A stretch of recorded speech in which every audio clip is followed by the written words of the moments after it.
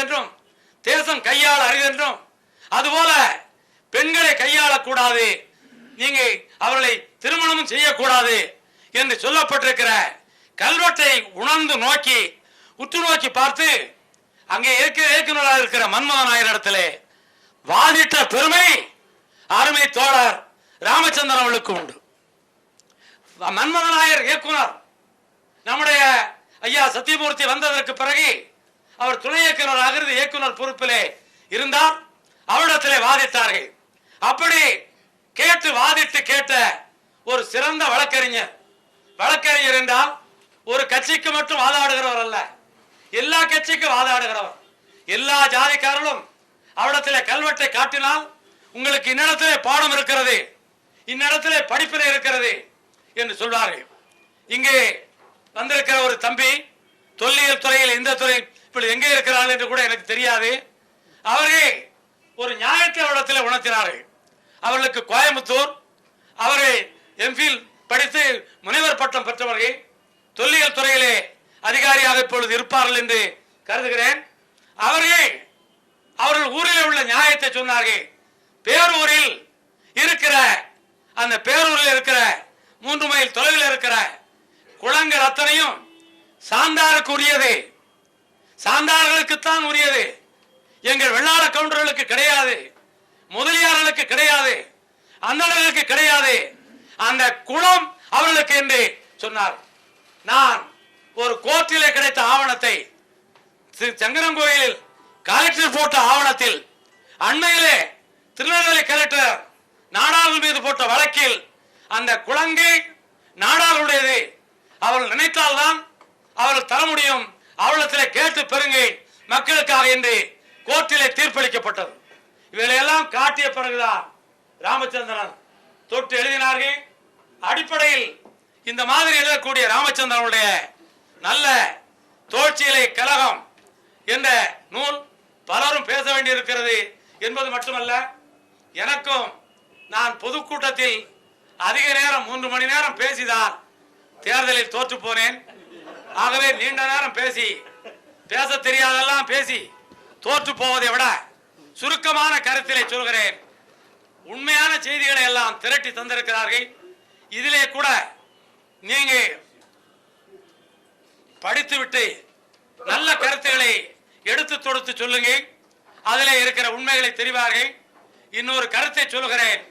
இதிலே கூட தோழ்ச்சியலை பற்றி சொல்லுகிற பொழுது அன்னத்த கேரளம் என்ற நூலில் இளங்குளம் குஞ்சம் பிள்ளை என்ற பேராசிரியர் பெருந்தகை நாயர் இனத்தவர் அவர் எழுதியிருக்கிறார். நாடார் பெண்களின் மார்பிலே கிடந்த துணியை அகற்றுவதற்கு நாயரான வீரர்கள் துடித்தார்கள். ஆனால் நான் சொல்லுகிறேன், யாரும் வருத்தப்பட்டு விடாதீர்கள். அவர் எழுதியிருக்கிறார், நாயர் பெண்களின் மார்பிலே கிடந்த துணிகளை அகற்றி மாடங்களுக்கு அழைத்து சென்ற நம்மூதிரிகள் நம் நாட்டில் தான் இருந்தார்கள் என்பதை மறந்துவிடக் கூடாது என்று அடையாளப்படுத்தியிருக்கிறார். அது மட்டுமல்ல, தோழ்ச்சியலை போராட்டம் பல ஜாதிக்குரியது, சில ஜாதிக்குரியதல்ல. ஆனால் நாடார்கள் தான் கிதிர்த்து எழுந்தார்கள், கலவரம் செய்தார்கள். அந்த அடையாளங்கள் மிக அதிகமாக அற்புதமாக சொல்லியிருக்கிறார். பாசட் சொன்ன உண்மையை நம்முடைய ரேக்லன் சொல்லுகிறார். நாடார் பெண்கள், நாடார் ஆண்கள் உடைகளை உடுத்துக் கொண்டு அவர்கள் தலப்பா அணிந்து கொண்டு வந்தார்கள் என்று ஆலங்குளம் நல்லூர் கோயிலுக்கு போன செய்தியை அடையாளப்படுத்துகிறார் நம்முடைய அறிஞர் ராமச்சந்திரன் அவர்கள் அந்த நூலிலிருந்து எடுத்தாண்டு சொல்கிறார். அது மட்டுமல்ல, மத்தியர் சாமியல் என்று அறிஞர் சொல்கிறார். 18ஆம் நூற்றாண்டில் அடையாளப்படுத்துகிற பொழுது 2 ஜாதிக்கு முறையான திருமண முறைமை இருந்தது. ஒன்று அந்தணர் என்ற பார்ப்பார், இன்னொன்று சாந்தார் என்ற சாணார். இருவருக்கும் முறைமை இருந்தது என்று சொன்னார். ஒரு ஜாதியினுடைய முக்கியத்துவம் வரலாறு மக்களுக்கு தெரிய வேண்டும் என்று உணர்ந்து படித்ததை உணர்ந்து படிக்கிற பொழுது அதில் இருக்கிற உண்மைகளை தெரிந்து அடையாளப்படுத்துகிற சாட்சிகளாக அவர்கள் நிற்கிறார்கள். அடையாளம் உள்ள சாட்சிகளாக, நீதிமான்களாக நீங்கள் நியாயம் தெரிந்து இந்த அடிப்படையை உணர்ந்து அடையாளம் இல்லாமல் ஒரு ஜாதியினுடைய அடையாளத்தை தெரிவிக்க முடியாது. எதுவாக இருந்தால் அதற்கு நியாயம் கற்பிக்க வேண்டும்.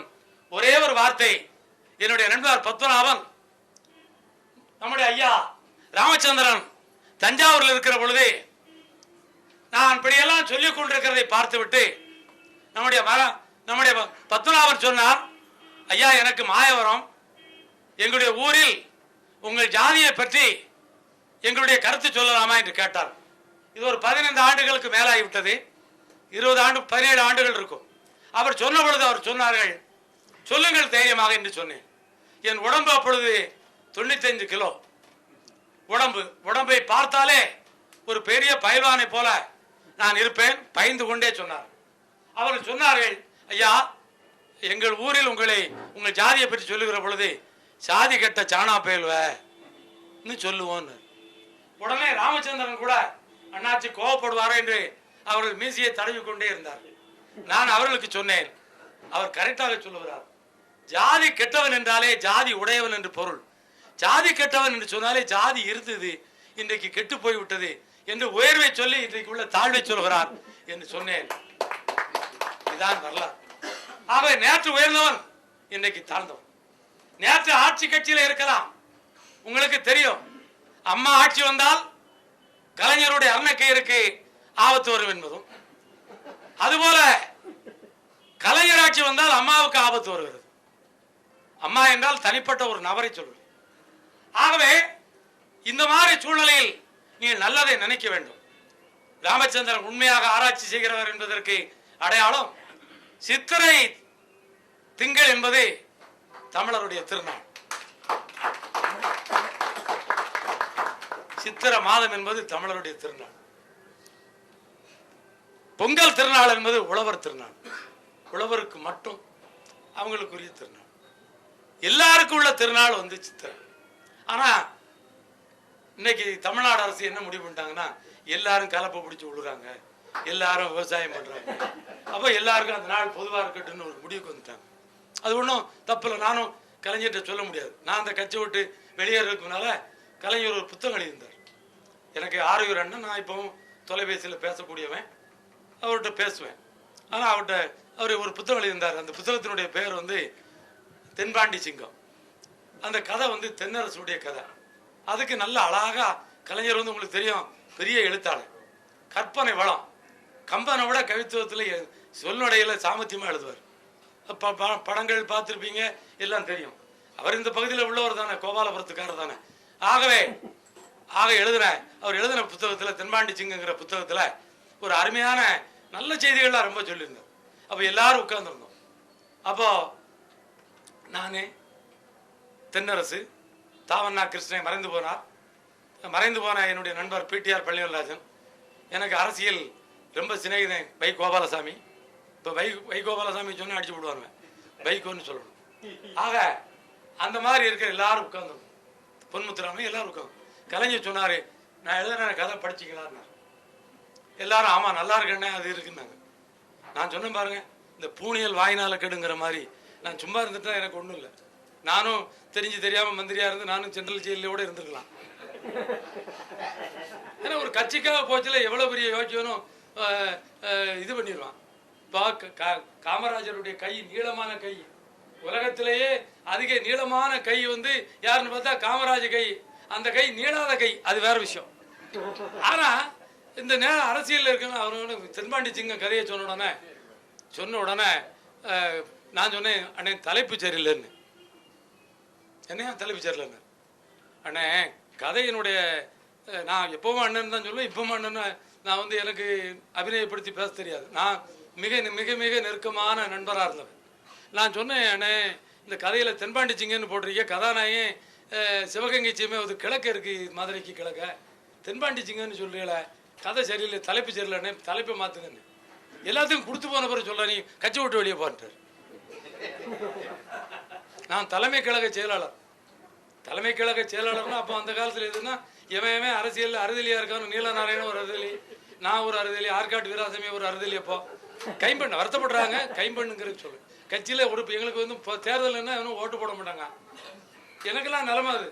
ஆக என்னெல்லாம் தலைமை கழக செயலாளராக போட்டு வச்சிருந்தாரு. இந்த நிலைமையில் அந்த தலைப்பு செயலன் வெளியேறினவன் இன்னைக்கு அருமையான தலைப்பில், இந்த தலைப்பு தோல் சீலை கழகம். தோல் சீலையை இன்னும் கொஞ்சம் நான் இடையில அவர்களை சந்திக்கவில்லை. சந்திக்காது என்னுடைய குறைபாடு. ஆகவே இந்த நூலில் இன்னும் கொஞ்சம் விடுபட்டிருக்கிறது. அவைகளை நிச்சயமாக சேர்த்துக் கொள்கிற பக்கம் உள்ளவர். ஏனென்றால் எனக்கு தெரிய அந்த துறையிலே இருக்கிற அறிஞர்களில் பூங்குன்றன் அவர்களும் நம்முடைய ராமச்சந்திரன் அவர்களும் பிறருக்கு சொல்லிக் கொடுக்கிறவர்கள். அப்படி சொல்லிக் கொடுக்கிற அறிஞர்களாக இருக்கிறவர்கள் அவர்கள் நீண்ட காலம் வாழ்ந்து இந்த தோல்சியலை கழகம் மட்டுமல்ல ஒவ்வொரு சமூகத்தினுடைய வரலாறும் தெளிவுபட எழுதுவதற்கு நீங்கள் எல்லாரும் உறுதுணளிக்க வேண்டும். அதற்கு நம்முடைய தோழர் அண்ணாச்சி கணேசன் அவர்கள் உறுதுணளிப்பார்கள் என்று நம்புகிறேன். ஏனென்றால் அவள் முக்காவாசி நேரம் வியாபாரி. இப்ப கூட நீங்க பாத்தீங்கன்னா இந்த புத்தகத்துல அவங்க என்ன கேட்டீங்கன்னா, இந்த நாடார்கள் செட்டியாரை விட வியாபாரத்துல தந்திரசாலி. ஏன்னு கேட்டா இப்ப வியாபாரி செட்டியாரான்னு எந்த ஊர்லயும் தேடி பார்த்தா கிடைக்கல, அவ்வளவு நாடாரத்து இருக்கு. கடைகள் பூரா அப்படி இருக்கு. அதனால அவர்கள் வியாபாரியாக இந்த நூலிலே இல்லை, தெளிவான ஒரு அறிஞராக விளங்குகிறார்கள். ராமச்சந்திரன் அவர்கள் வாழ்க, கணேசன் அவர்கள் வாழ்க, இதுபோல அவர்களை ஊக்குவித்து வருகிற அனைவரும் வாழ்க, அந்த அமைப்பு வாழ்க.